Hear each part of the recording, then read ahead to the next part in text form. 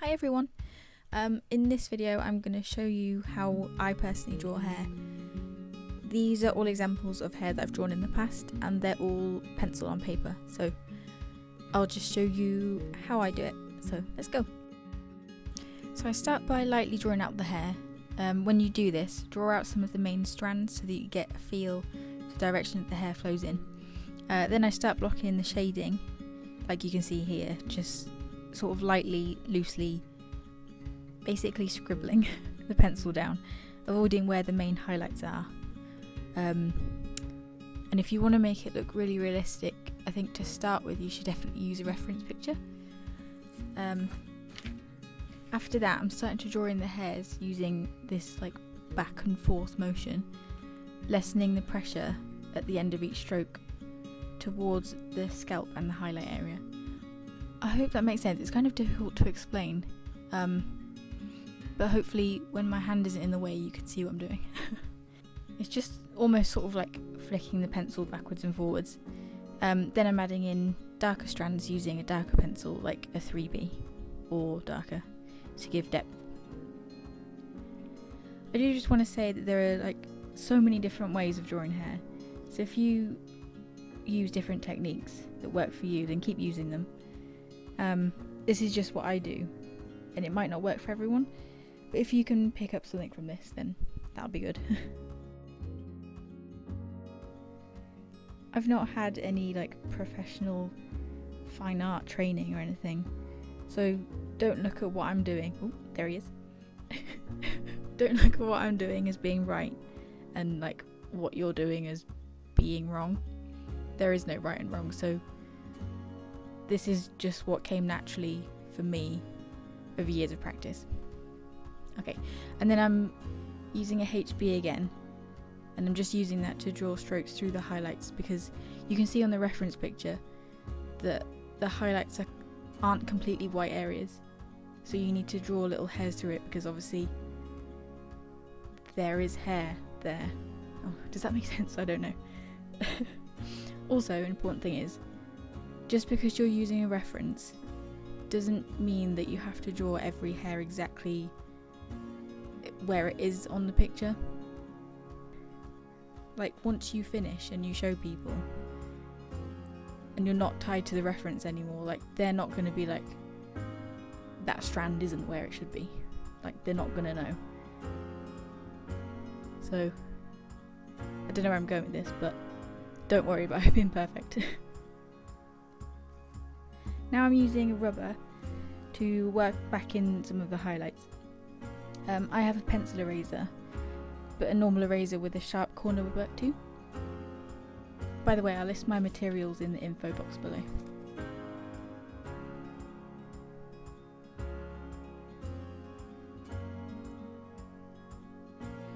I just used a blending stump to blend some of the pencil into the scalp to add a bit of shadow and make it look a bit more realistic.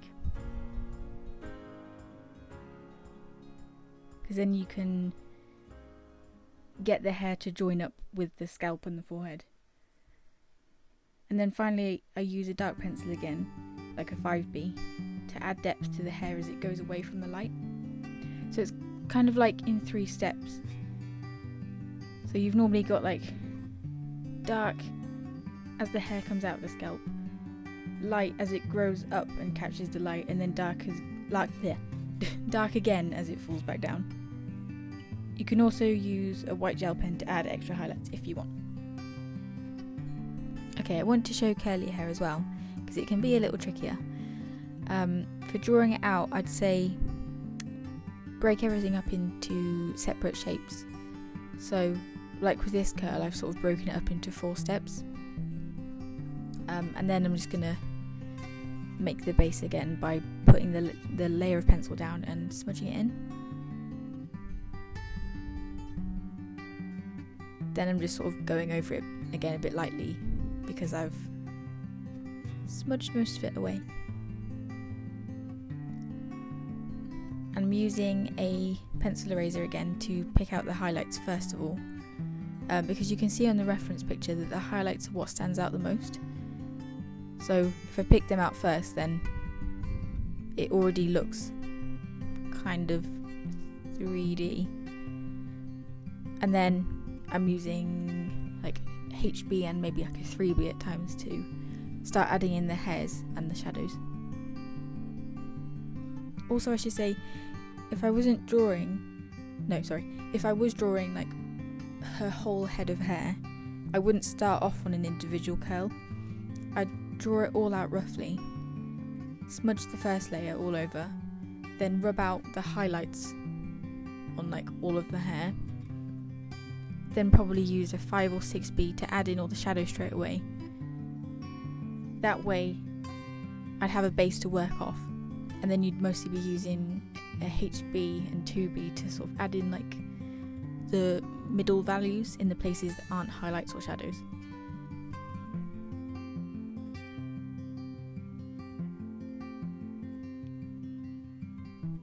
Probably should have mentioned this earlier, but I do think paper makes a difference. If you've got really smooth paper, it's easier to blend it, and if it's easier to blend it, then it's easier to make it look realistic. Whereas if you've got a grainy paper, the pencil like snags on it a bit, and then it's harder to make it look realistic. Then I'm using the pencil eraser again to pick out the individual hairs that are sort of going across the curl.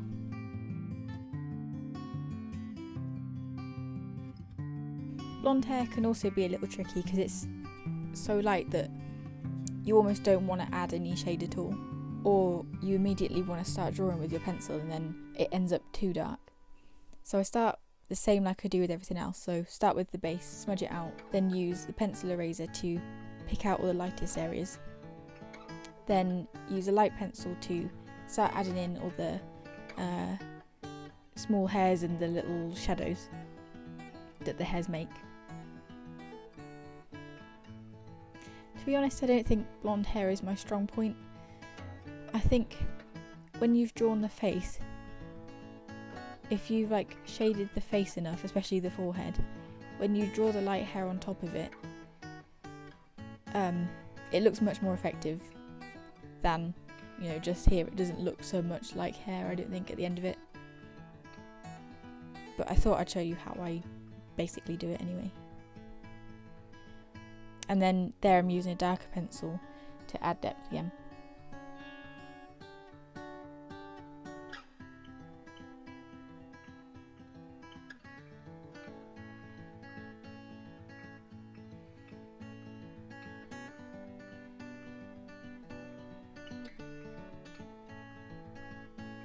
Then finally I use a already dirty blend-in stump just to add some general shading to the side of the hair that's facing away from the light. So the last one I wanted to show today was semi-short hair. This starts off like it's the same as the others, so I'm just putting down the light layer of pencil and then blending it in.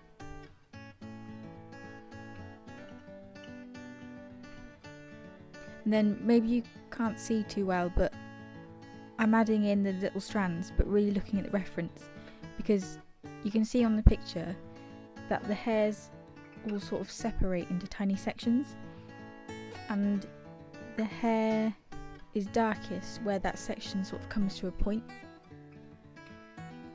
and it's lightest where the hair sort of joins the forehead.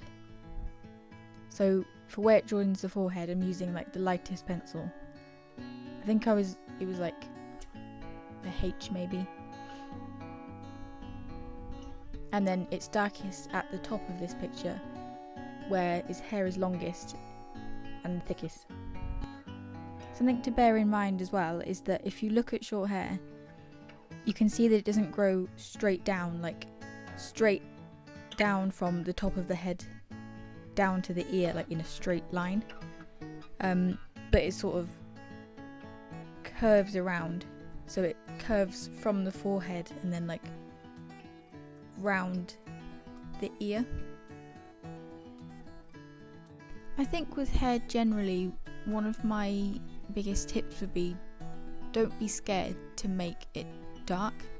Don't be scared to use a darker pencil to really like add in the shadows, because I think once you've added in the shadows, it makes the highlights stand out more and just makes it look more realistic.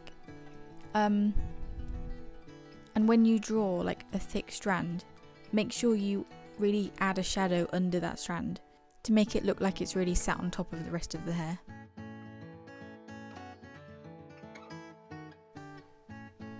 And then I'm just using my pencil eraser again to rub out some of the pencil so that the scalp can come back through.